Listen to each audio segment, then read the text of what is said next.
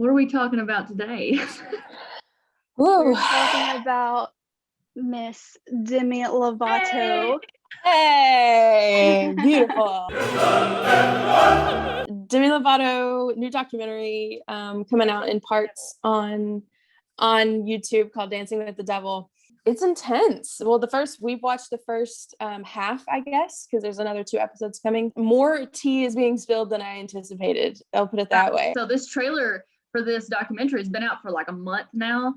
And when it came out, I watched the trailer like 6-7 times in a row because I was like, there is no way that she's literally about to go into all this detail about what happened, and by God, she did.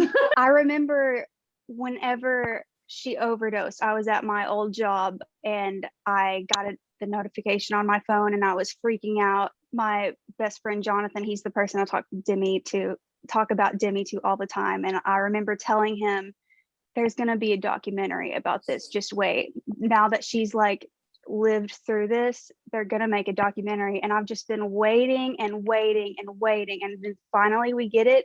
But I never expected it to be this in depth. Sadly, we know Demi, she's had issues with addiction. This was not the first time that it wasn't like, oh, she has an addiction. Demi Lovato is an addict, a self-proclaimed addict. It's kind of what this documentary is like, how much of a turning point this was for her friends, for her family, for her fans, because this was almost the end. At the time of her overdose, she was on tour, the Tell Me You Love Me tour, and they were doing a documentary about that tour. Just like, we're doing a tour, Demi's on tour, it's her concert, like that's what we're doing a documentary about. And that was never released because in the middle of shooting that's when this overdose happened. But we're getting like little clips of it. Yeah, and be on the lookout because I might be in there. Me and Hannah were both at that the Nashville concert of that tour, not together, but we were both there. The first couple episodes, like they showed a couple of girls that they did interview like outside one of her concerts, and the questions that they talked about was how much Demi meant to them. And I remember, I answered the same thing, but as I started to think about it, I was like, and now watching this documentary and to see how close she was from, like, she even says in the documentary she was 5 to 10 minutes from dying, like from it just being over. And I really started to think yesterday, like, I've been a Demi fan since her As the Bell Ring days, and like she's been my favorite singer since then. And that was like, 2006, 2007, maybe probably even before that, and it just makes me so sad, but also grateful to see her still be here to tell this story, because it's an incredible story. And the way they filmed it too, it was so well put together, so that even if for someone who doesn't know anything about Demi Lovato, they can watch this and see what she has been through. Like, I've seen a few comments here and there about how people don't see why Demi is getting the attention she's getting, because they said that she just does the same thing over and over again, has a struggle with addiction, and then she writes songs about it. Like, I've seen comments like that, and that is so sad to me, because this is a person's life. This is actually what they're going through. Everyone writes songs about what they're going through, and it's not like a purposeful thing. It's not like, hey, I'm going to relapse and then write a song about it. She has had issues before, and she got sober. So she had struggles with eating disorder and addiction. She got sober. Her team was so like on her with, we had to be very careful with what we ate around her. No one could drink around her. She had to be around we were all trying to keep her sober. I already had my struggle and I got better. So I'm not allowed to kind of mess up again. And all these fans, everybody's like, everyone's so proud of me, and I'm like a role model for people. So I'm not allowed to kind of screw up anymore, but that's not what addiction is. And that's not how it works. You're always an addict, even if you do get better and stay sober. Right.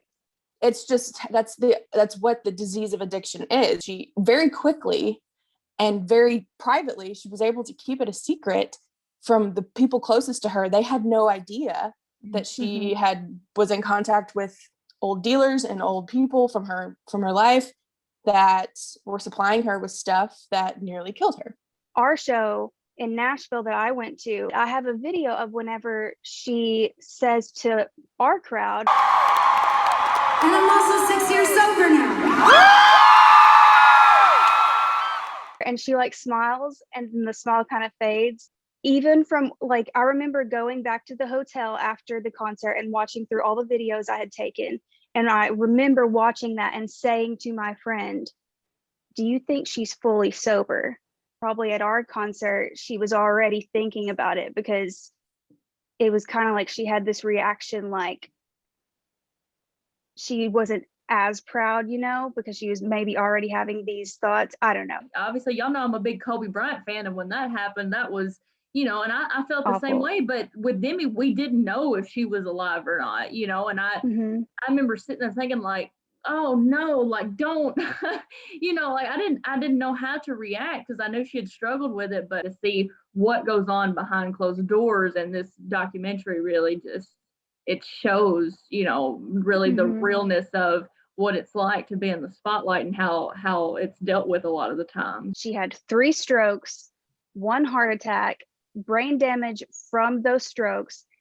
She can no longer drive because of her brain damage. She has blind spots in her vision. She had pneumonia from asphyxiation, and she had multiple organ failure from that one overdose. This time, hopefully, that this time may be different, because 1, it was so severe, and 2, because she's just had so much, which I think she called it spiritual growth, since it, like very recently, and that even like quarantine and like the like way the world has kind of changed and stuff, like she's had time and kind of forced herself to have time to work on herself. I love at the very beginning, she says, and I think this is in the trailer too, where she's like, "I'm just gonna say everything. I'm not gonna have a filter here. And if we decide not to air it, whatever." And I think they're pretty much giving us everything. I don't feel like they're holding things back. They're letting her say whatever she wants. I am looking forward to the next half, and I hope that it helps somebody. Because I'm sure that's also her goal here. Because that's at the end of the day why you tell stories like this, is to hopefully help somebody else. Maybe we hold our ratings until we watch the whole thing. Okay. Yeah, we can think about it, because there is more. The last time we did one of these Getting Reels, me and Hannah talking about Britney Spears, and there is so many similarities about how we treat young women. Yeah, in this industry. I was thinking about Britney Spears during the documentary, especially when she was talking about the control. I mean, yeah, she was talking about control as in like they were trying to control what she eats and stuff. But I was like, and then she rebelled. But it just shows any person you put under that much control, of course they're going to do something to kind of sort of rebel. So it's like, so the moral of the story is free Britney, and we love Demi Lovato. Yes, exactly. Se quel guerriero io fossi, se il mio sogno si avverasse,